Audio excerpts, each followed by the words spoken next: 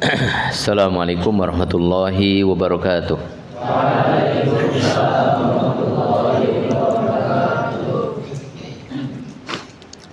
Innal hamdalillah nahmaduhu wa nasta'inuhu wa nastaghfiruh wa na'udzu billahi min syururi anfusina wa sayyiati a'malina. May yahdihillahu fala mudilla lahu wa may yudlil fala hadiyalah. Asyhadu an la ilaha illallah wahdahu la syarikalah wa asyhadu anna Muhammadan abduhu wa rasuluh.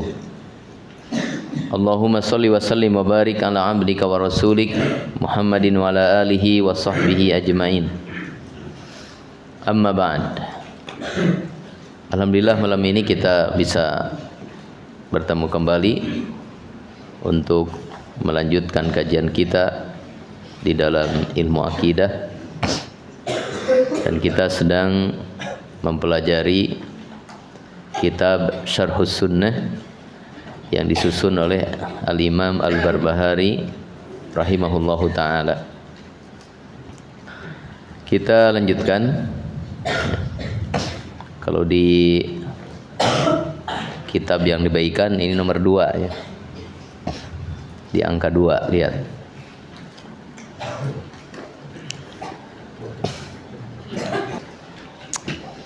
Nah, mikro ya Raihan.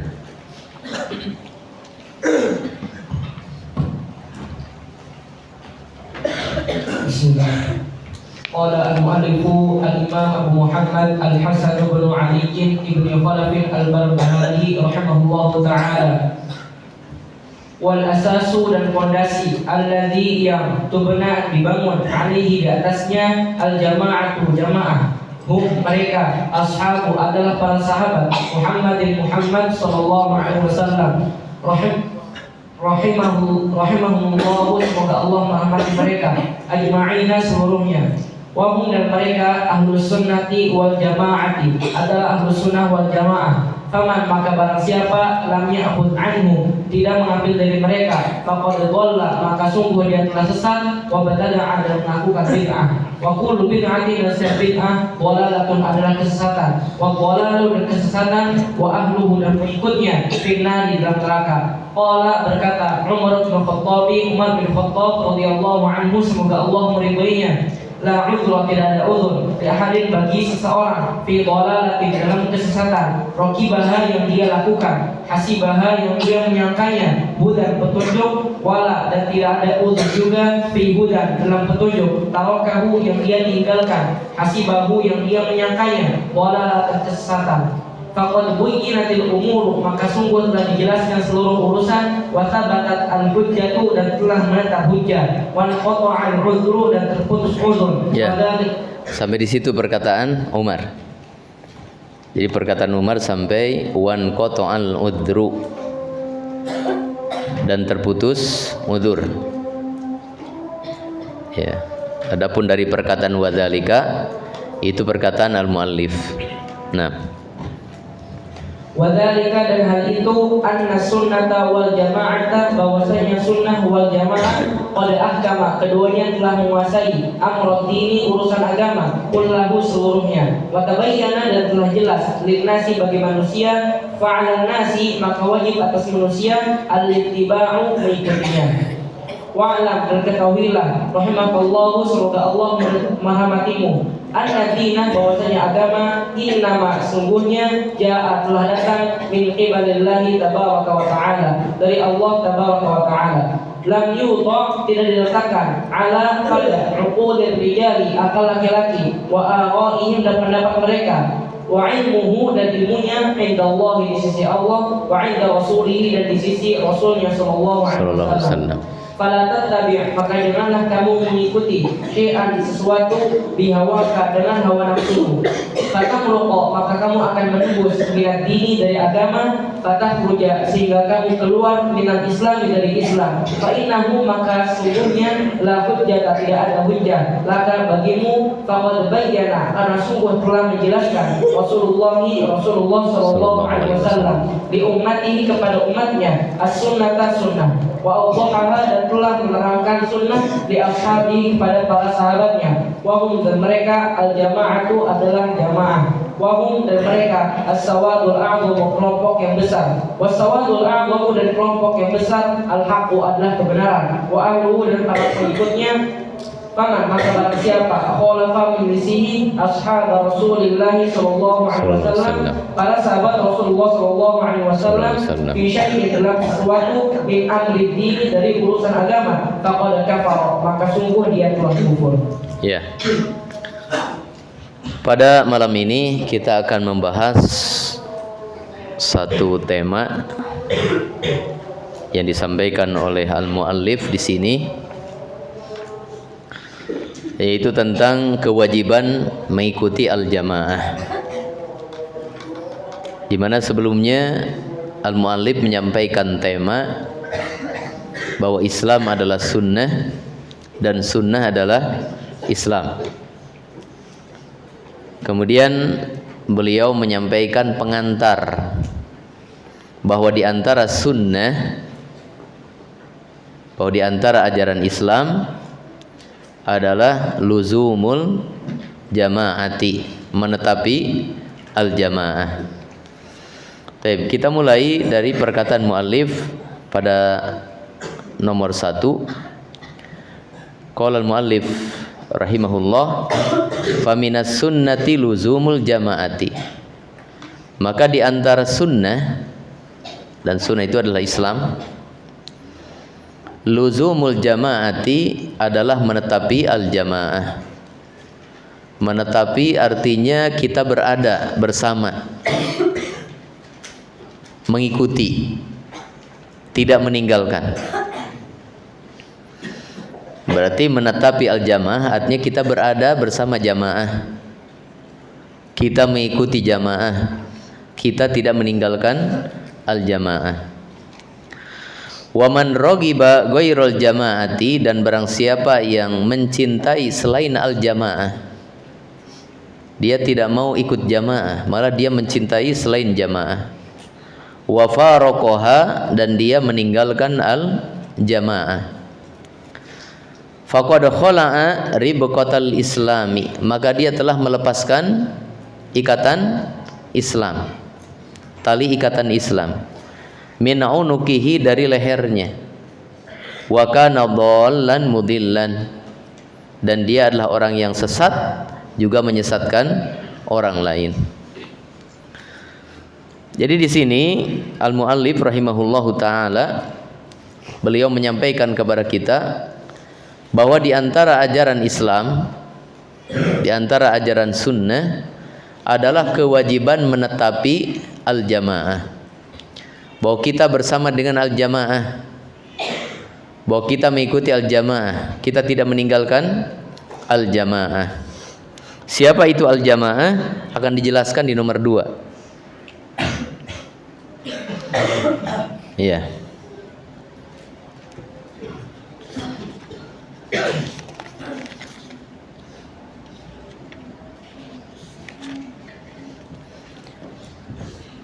Jadi kita wajib untuk mengikuti al-jamaah, karena ini adalah ajaran sunnah, ini adalah ajaran Islam. Maka pelajaran dari ini adalah kewajiban mengikuti al-jamaah.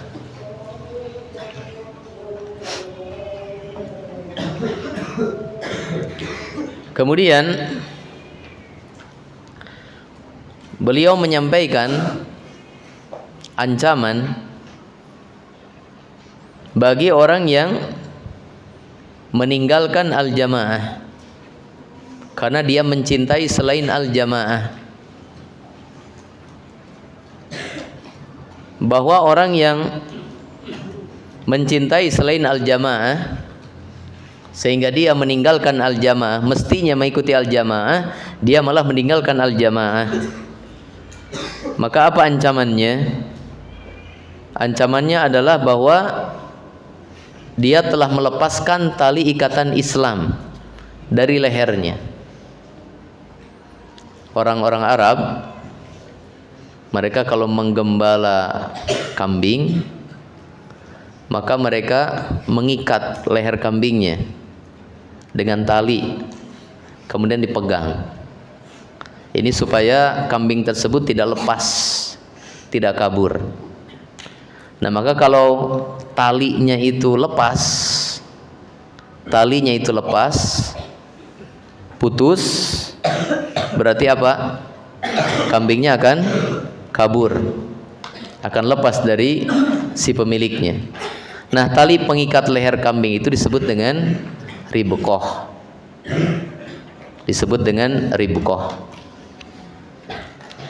Rasulullah Shallallahu Alaihi Wasallam menjelaskan dalam salah satu hadis tentang ancaman ini, karena yang disampaikan oleh al-muallif di sini ini berdasarkan hadis Nabi Shallallahu Alaihi Wasallam. Nabi SAW bersabda, "Man faraqal jama'ata qaida shibrin, faqad khala'a ribqatal islami min unukihi." Barang siapa meninggalkan al-jamaah qaida shibrin, seukuran sejengkal saja. Jadi dia meninggalkan jamaah sedikit saja.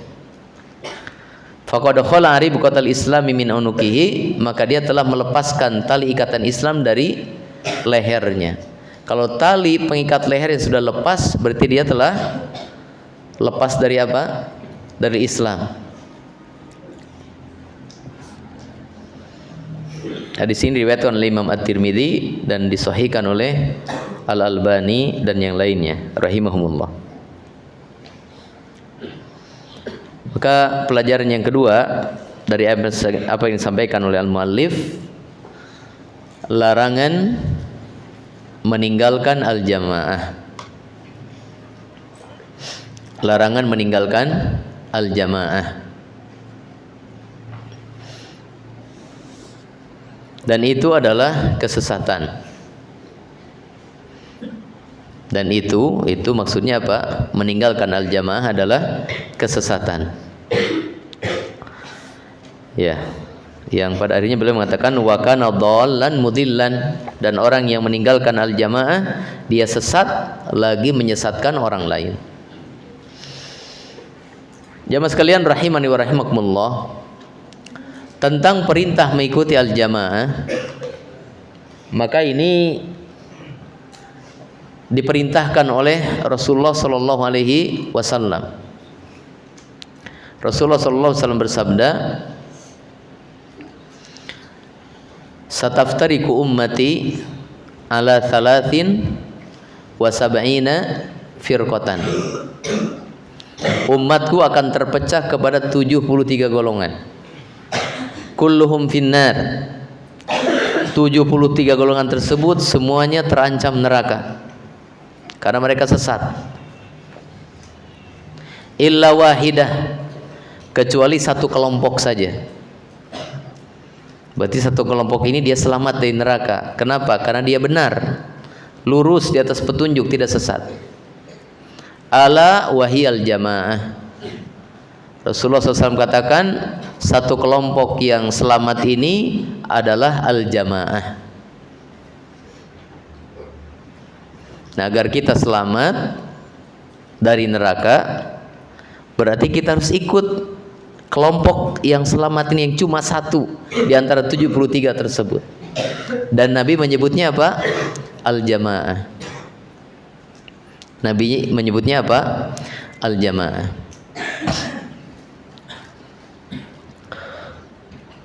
Ya. Kemudian pada nomor 2, al-muallif rahimahullahu taala kemudian menjelaskan tentang siapa itu al-jamaah yang wajib kita ikuti dan tidak boleh kita meninggalkannya. Beliau mengatakan wal asasul ladzi tubna alaihil jamaah, dan pondasi yang dibangun di atas pondasi tersebut al-jamaah, hum ashabu Muhammadin sallallahu alaihi wasallam rahimahumullahu ajmain. Pondasi yang ini menjadi dasar bangunan al-jamaah adalah para sahabat Rasulullah sallallahu alaihi wasallam radhiyallahu anhum ajmain. Jadi yang dimaksud dengan al-jamaah adalah para sahabat Rasulullah sallallahu alaihi wasallam. Berarti tema tadi kewajiban mengikuti al-jamaah artinya apa? Kewajiban mengikuti para sahabat Rasulullah sallallahu alaihi wasallam. Karena para sahabat ini merupakan jamaah pertama di dalam agama ini. Para sahabat Nabi sallallahu alaihi wasallam mereka adalah al-jamaah yang pertama, yang kemudian disusul oleh para pengikutnya, tabi'in, tabi'ut tabi'in, al-a'immah, al-mujtahidun, dan seterusnya.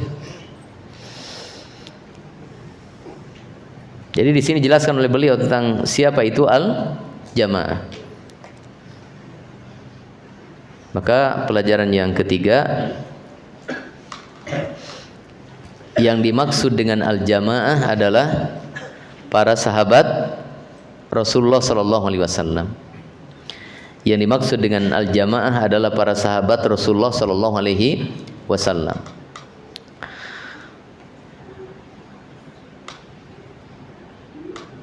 Dan apa yang disampaikan oleh al-muallif ini benar.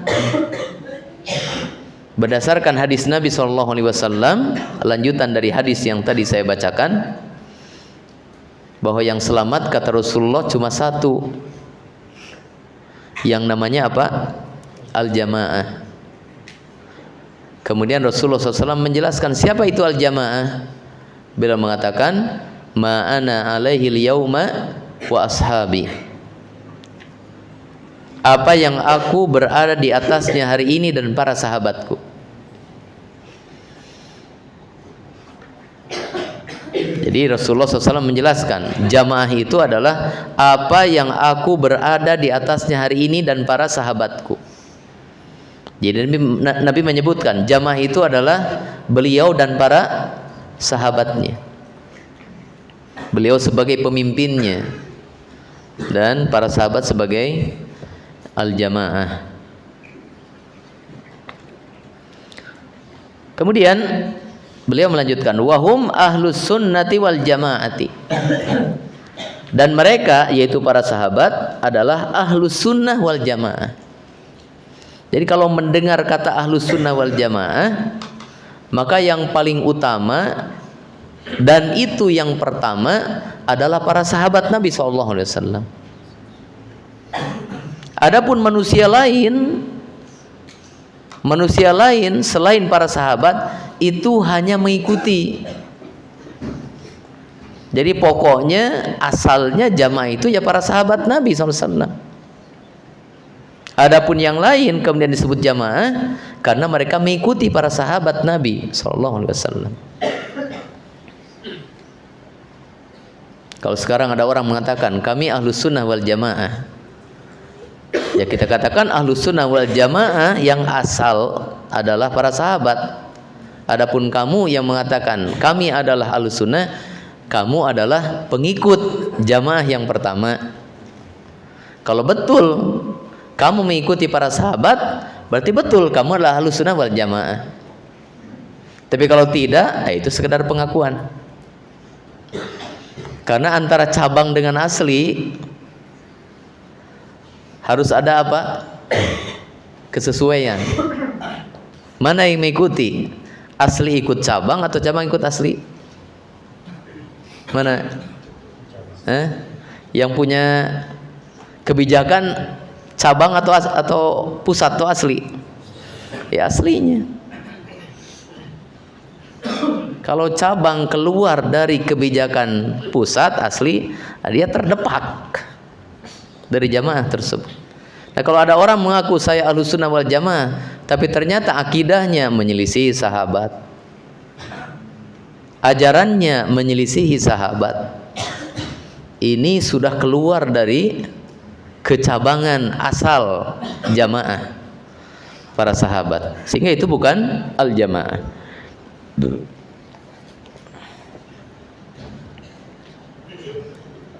Kemudian faman lam ya'khudh anhum, maka barang siapa yang tidak mengambil dari mereka, maksudnya tidak mengambil agama dari para sahabat. tidak mengambil akidah dari para sahabat, tidak mengambil fikih dari para sahabat, tidak mengambil muamalah dari para sahabat, tidak mengambil ibadah dari para sahabat, tidak mengambil akhlak dari para sahabat. Secara garis besar, tidak mengambil agama dari para sahabat. Berarti dia mengambilnya dari selain sahabat. Maka apa yang terjadi? Faqad dhalla wa btada'a.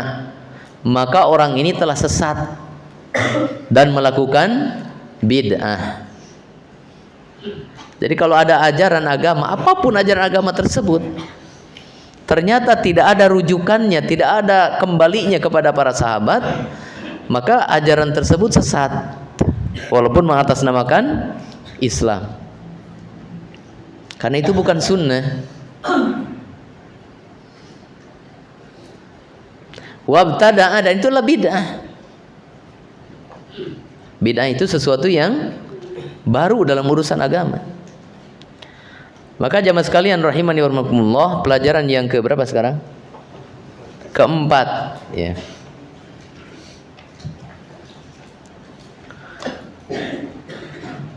Bahwa urusan dalam agama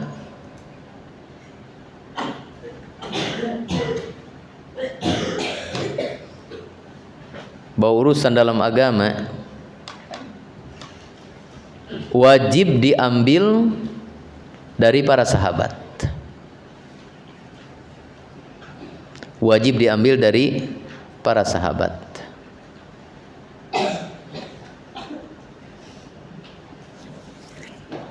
Ya.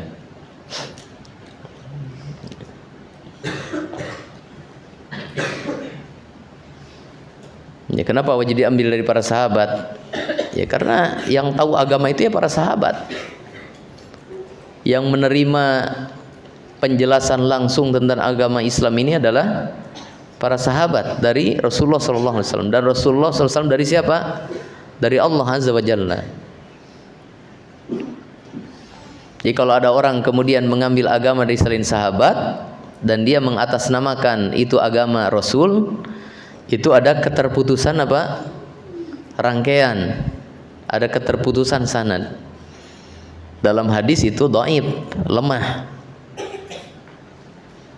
Dalam akidah juga sama, yaitu kesesatan. Dari mana dia ngambilnya kalau bukan dari para sahabat? Kalau dia ngambil bukan dari para sahabat, berarti bukan dari Rasul itu asal usulnya. Sehingga Syekh Shalih Fauzan di sini berulang kali beliau dalam syarah ini berulang kali beliau menyoroti masalah orang-orang yang mencacati sahabat, orang yang merendahkan sahabat, seperti kelompok Syiah, kelompok Rafidhah. Ketika mereka mencela para sahabat, merendahkan para sahabat, mencaci para sahabat, maka sesungguhnya yang mereka incar itu adalah Rasulullah SAW. Supaya ilmu yang ada di tengah-tengah umat Islam ini tidak bersumber dari Rasulullah SAW, maka diputuskan rantainya. Sehingga umat nanti akan mencari sumber. Dari mana ini? Sementara sumber yang datang dari Rasulullah SAW, ini para pembawanya orang-orang yang cacat secara agama. Akhirnya mereka mencari sumber-sumber lain. Ya kalau mencari agama dari sumber lain, berarti itu bukan Islam.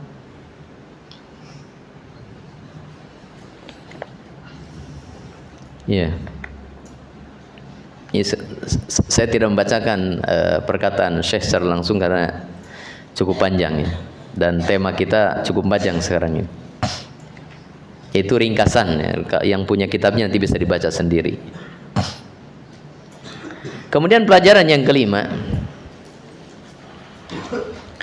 bahwa di antara pengertian bid'ah,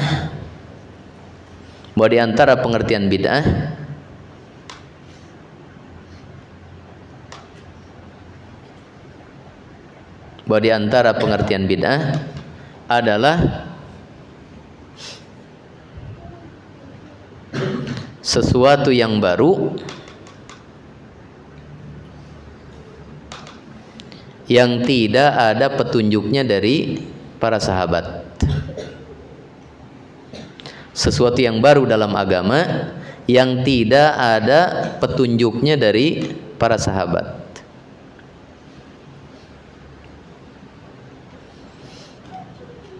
Ya, sudah. Jadi bid'ah itu kan pengertiannya pertama adalah perkara baru. Berarti dulu nggak ada. Yang kedua, urusan agama. Maka urusan dunia itu tidak termasuk bid'ah. Itu tidak termasuk bid'ah yang dilarang dalam agama. Cuma bahasa aja itu. Yang ketiga, tidak ada ajarannya, petunjuknya dari Rasulullah Shallallahu Alaihi Wasallam. Yang ketiga, jadi perkara baru dalam urusan agama tidak ada petunjuknya dari Rasulullah Shallallahu Alaihi Wasallam. Kemudian yang keempat, tidak ada juga petunjuknya dari para sahabat. Nah, yang keempat ini biasanya orang luput dari hal ini. Mereka yang menyudutkan para ahlus sunnah yang mengecam bid'ah. Maka ahlu bid'ah itu kemudian mereka menjadikan sahabat sebagai pijakan tentang bolehnya bid'ah. Perhatikan ini satu pemikiran yang terbalik ini. Jadi ketika ahlu sunnah ini meneriakan tentang tidak boleh melakukan bid'ah, maka para pengikut bid'ah justru mereka menjadikan apa yang dilakukan oleh para sahabat atau menjadikan pijakan untuk kebid'ahannya ini kepada apa yang ada pada sahabat. Contoh ya, ketika mereka mengatakan bid'ah itu baik, boleh, kemudian mereka mengambil contoh bid'ah membuat mushaf Al-Quran. Terus apa lagi? Bid'ah sholat tarawih dengan satu imam. Bid'ah adzan Jumat jadi 2 kali. Paham ini? Nah, maka dengan apa yang tadi kita pelajari dalam kitab ini dan apa yang kita barusan ambil pelajarannya, bahwa di antara pengertian bid'ah adalah itu tidak ada petunjuknya dari para sahabat. Artinya bahwa apa yang dilakukan oleh para sahabat dengan kesepakatan mereka, walaupun itu urusan baru di zaman Nabi tidak ada, itu tidak termasuk bid'ah. Paham? Jadi tidak bisa dijadikan sebagai pijakan bolehnya bid'ah.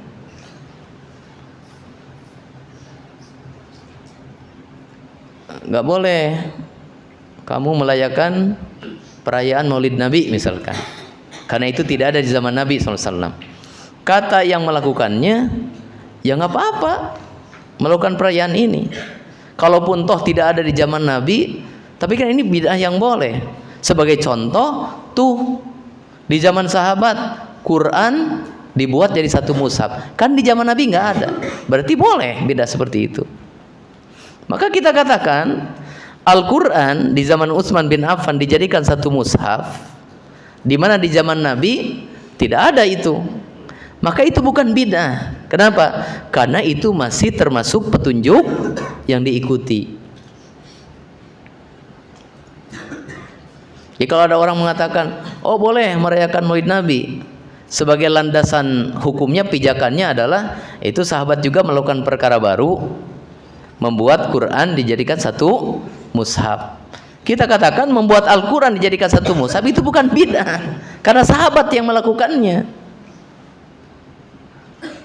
Justru itu harus jadi pijakan. Kalau ada sekarang orang yang mencetak Al-Quran dalam satu mushaf, kemudian ada orang yang protes, kenapa kamu sekarang membuat Al-Quran, mencetak Al-Quran dalam satu mushaf?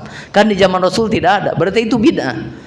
Maka boleh dia mengatakan ini bukan bid'ah, karena di zaman sahabat ada. Kalau di zaman Rasul nggak ada, terus di zaman sahabat ada dan sahabat sepakat, itu bukan bid'ah. Paham?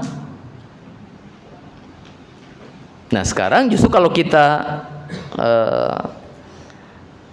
membantah orang yang melakukan perayaan Maulid Nabi, contohnya ini yang mudahnya aja. Kalau dia ingin melegalkan itu dan ingin membela perayaan tersebut bahwa itu adalah bukan bid'ah atau bid'ah yang dibolehkan menurut versi mereka, maka kalau ingin mencari legalitas dalilnya, di zaman Nabi ada nggak? Nggak ada. Berarti legalitas pertama nggak ada. Cari yang kedua. Di zaman sahabat ada nggak? Dan sahabat menyepakatinya? Nggak ada juga. Berarti udah itu bid'ah.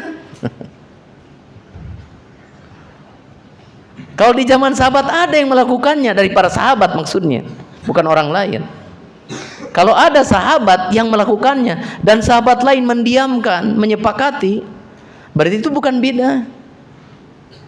Tapi kalau di zaman Nabi nggak melakukannya, di zaman sahabat, para sahabat juga tidak melakukannya, udah berarti itu bid'ah. Jadi petunjuk sahabat juga ini sebagai batas pemisah mana bid'ah, mana sunnah. Dalilnya tadi, ma'ana alaihil yauma wa ashabi, apa yang aku berada di atasnya hari ini dan para sahabatku. Jadi apa yang disepakati oleh para sahabat itu termasuk sunnah, karena mereka adalah jamaah. Maka jika ada di zaman sahabat sesuatu yang baru yang dilakukan oleh para sahabat dan mereka sepakat dan tidak ada di zaman Nabi SAW, itu bukan bid'ah, itu masih termasuk petunjuk, masih termasuk sunnah, karena mereka adalah al-jamaah.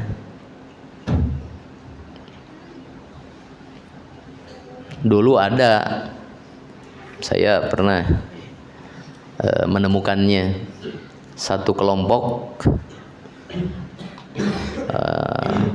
organisasi lah di dalam tubuh kaum muslimin, yang kalau datang bulan Ramadan tidak ada sholat tarawih berjamaah, nggak ada. Jadi yang namanya sholat tarawih itu masing-masing sendiri-sendiri, nggak ada berjamaah. Saya heran, kemudian saya bertanya kenapa. Mereka katakan karena sholat tarawih berjamaah bulan Ramadan itu bid'ah. Kenapa dikatakan bid'ah? Karena itu yang mempeloporinya Umar, sehingga itu bukan petunjuk Nabi SAW. Nah, maka orang-orang ini nggak ngerti tentang sunnah. Apa itu sunnah? Dan apa itu bid'ah? Jadi apa yang dilakukan oleh kaum muslimin, termasuk di Masjidil Haram, Masjid Nabawi, salat tarawih berjamaah, itu dibid'ahkan oleh kelompok ini.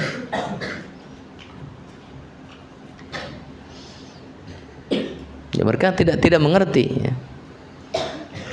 Andaikan memang benar cuma di zaman Umar baru dijadikan sholat tarawih berjamaah dengan satu imam, maka itu bukan bid'ah, karena itu adalah petunjuk sahabat. Alaikum bisunnati wa sunnatil khulafair rasyidin. Kalian ikuti sunnahku dan kalian ikuti sunnah al-khulafaur rasyidun. Dan umat termasuk al-khulafaur rasyidun.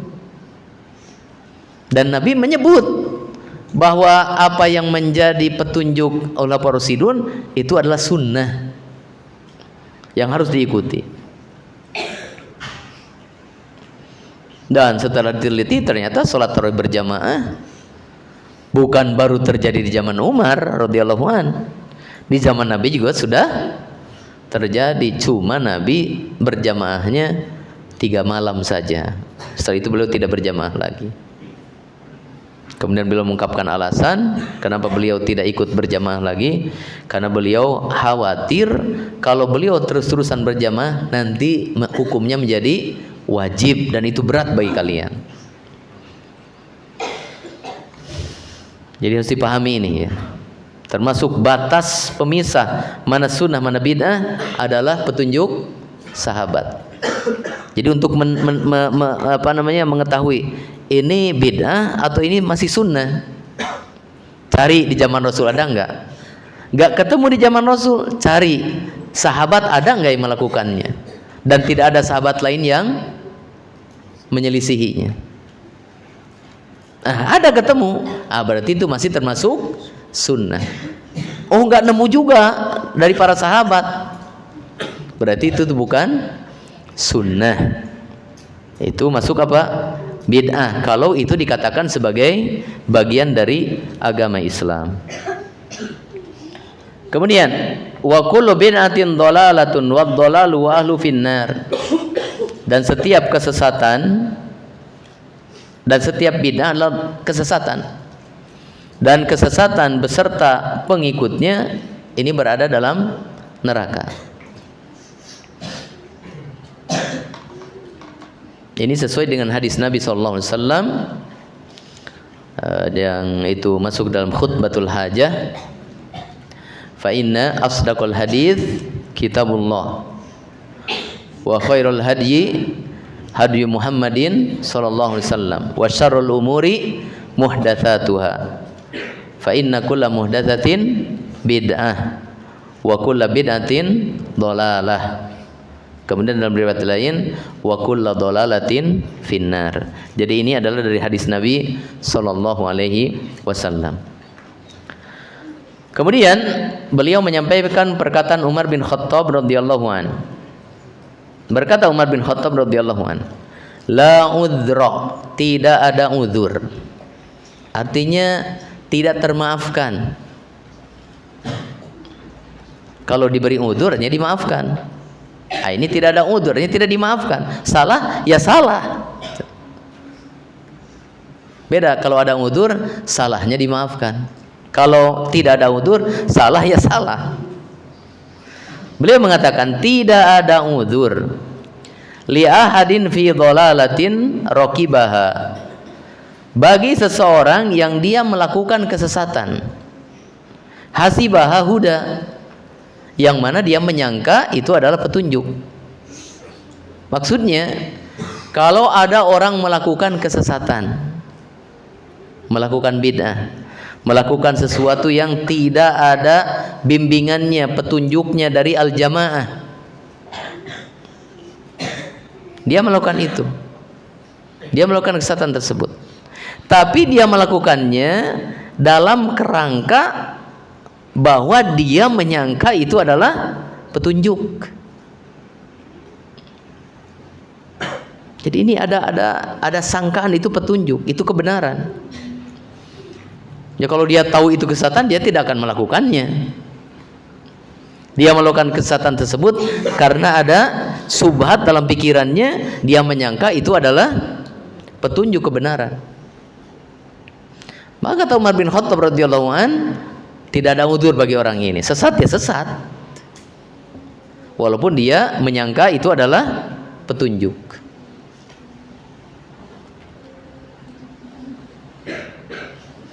Kemudian wala fi hudan tarokahu hasibahu dolalatan. Juga tidak ada uzur bagi orang yang meninggalkan petunjuk, orang yang meninggalkan petunjuk al-jamaah, petunjuk sunnah, dia tinggalkan karena dia menyangka itu kesesatan. Dia terbalik dari yang tadi, yang sesungguhnya kesesatan dia anggap petunjuk, yang sesungguhnya petunjuk dia anggap kesesatan. Maka juga sama kata Umar bin Khattab, tidak ada uzur, dua-duanya sesat.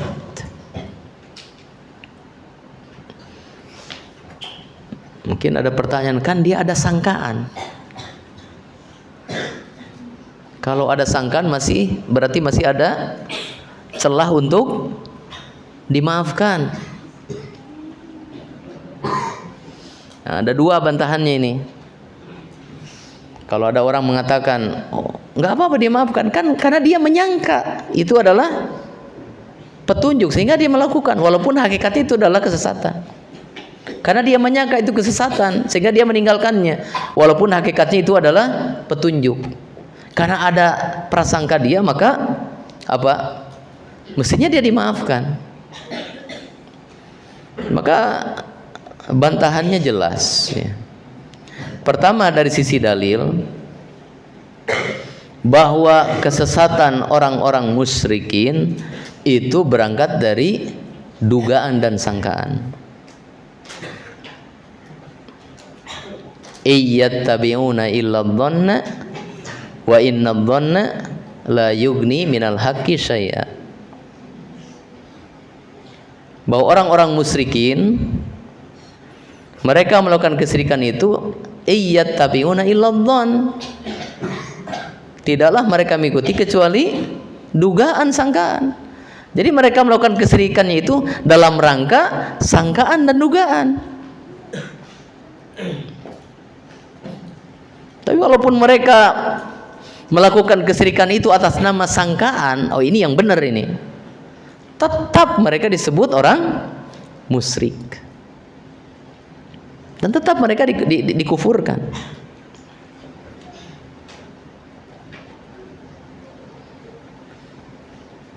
Ya. Kemudian bantahan yang kedua, ya, bahwa justru karena ada sangkaan dia tersesat. Kalau tidak ada sangkaan, berarti dia yakin, oh ini sesat, lalu dia lakukan dalam keadaan dia yakin itu kesesatan. Dia meninggalkan petunjuk dalam keadaan dia yakin memang itu petunjuk, dan dia meninggalkannya dengan sengaja. Dan kalau seperti ini mungkin sedikit orang yang melakukan seperti itu. Paham nggak maksud arah pembicaraannya? Orang kafir, orang musyrik, ahlu bid'ah, mereka melakukan kesalahan itu karena ada sangkaan baik gitu tentang kesalahan yang mereka lakukan itu. Kalau sangkaan itu tidak ada, memang nampak itu buruk bagi mereka, jelas mereka akan meninggalkannya.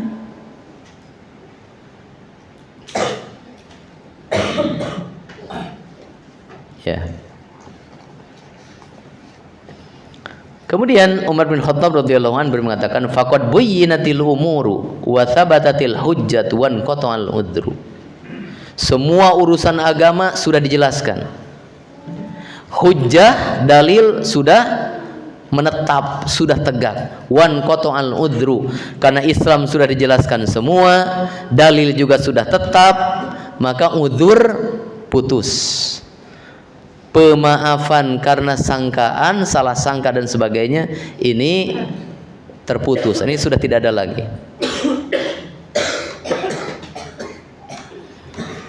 Kemudian mu'allif melanjutkan, wa dzalika anna sunnata wal jama'ata qad ahkama amrad dini. Dan hal itu karena sunnah dan jamaah telah menguasai urusan agama kullahu seluruhnya. Di sini beliau menyebutkan dua, as-sunnah dan al-jamaah. Kemudian beliau memisahkannya dengan menyebut dhamir musanna alif qad ahkama, keduanya yaitu sunnah dan jamaah. Nah, ketika dipisahkan sunnah dengan al-jamaah, maka yang dimaksud sunnah adalah sunnah Nabi SAW, dan yang dimaksud dengan al-jamaah adalah para sahabat Nabi SAW. Jadi sunnah Nabi SAW dan bimbingan atau penjelasan para sahabat itu al-jamaah ini sudah menguasai, maksudnya sudah mencakup seluruh urusan agama. Tidak ada satupun urusan agama yang belum dijelaskan. Kalau kita tidak mendapatkan pada sunnah Nabi, cari di al-jamaah. Oh, ternyata dapat, berarti itu urusan agama. Kalau ada sesuatu yang disebut urusan agama, dicari di sunnah Nabi, nggak ketemu. Dicari di al-jamaah, di apa yang dilakukan oleh para sahabat, ternyata nggak nemu juga. Berarti nggak ada keterangannya dari Rasul SAW, nggak ada keterangannya dari para sahabat. Berarti itu memang bukan agama. Itu bukan Islam. Wa tabayyana lin-nasi, dan itu sudah jelas bagi manusia. Fa'alan nasi al-ittiba'u, maka kewajiban atas manusia adalah mengikuti sunnah Nabi SAW dan mengikuti apa yang diajarkan oleh para sahabat, itu al-jamaah. Jadi para santri sekalian, tema kita malam ini apa? Kewajiban mengikuti al-jamaah. Siapa yang dimaksud dengan al-jamaah? Al-jamaah adalah para sahabat Nabi Sallallahu Alaihi Wasallam. Artinya kita wajib mengikuti para sahabat Nabi Sallallahu Alaihi Wasallam. Ya.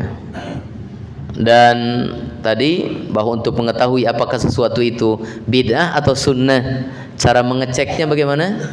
Cara memeriksanya, lihat di sunnah Nabi ada atau tidak ada. Kalau di sunnah Nabi tidak ketemu, lihat di keterangan dari al-jamaah para sahabat, ada atau tidak ada. Ya, kalau tidak ada pada kedua-duanya berarti memang itu bid'ah. Tapi kalau ada pada salah satunya, maka itu tidak termasuk bid'ah, masih dalam ruang lingkup sunnah. Sehingga kita masih melakukan sunnah walaupun itu ditemukannya dalam keterangan sahabat. Dan sahabat tidak mungkin mengeluarkan keterangan yang menyelisih sunnah Nabi SAW, tidak mungkin. Sehingga para ulama menjelaskan ya, tentang mushaf yang disusun di zaman Utsman, kemudian sholat tarawih yang disatukan imamnya oleh Umar, kemudian adzan 2 kali yang dilakukan oleh siapa? Utsman. Para sahabat menjelaskan bahwa itu walaupun tidak terjadi di zaman Rasulullah SAW, tapi sesungguhnya Nabi telah menunjukkan kepada itu. Cuma di zaman Nabi tidak terlaksana, ada penghalang-penghalangnya. Seperti sholat tarawih, kenapa tidak diberjamaahkan di satu imam? Karena Nabi SAW cuma 3 malam, setelah itu Nabi tidak lagi. Maka ada penghalangnya, Pak. Kekhawatiran Nabi nanti hukumnya menjadi wajib. Anjuran berjamaahnya ada. Kemudian Al-Quran, kenapa di zaman Nabi tidak dijadikan satu mushaf? Sahabat ini punya mushaf sendiri, sahabat itu punya mushaf sendiri. Maka jawabannya, karena selama Nabi masih hidup, Al-Quran masih terus turun. Jadi kalau pada tahun 5 Hijriah, 5 tahun baru hijrah ke Madinah, Nabi kemudian mencetak Al-Quran jadi satu mushaf, nanti yang turun tahun 6, tahun 7 belum masuk ke situ. Paham? Tapi setelah meninggalnya Nabi, sudah tidak akan turun lagi ayat yang baru. Dan adanya catatan Al-Quran pada mushaf masing-masing menunjukkan membuat mushaf itu boleh. Ya, kemudian adzan Jumat berapa? 2 kali di zaman Utsman bin Affan, di zaman Nabi cuma sekali.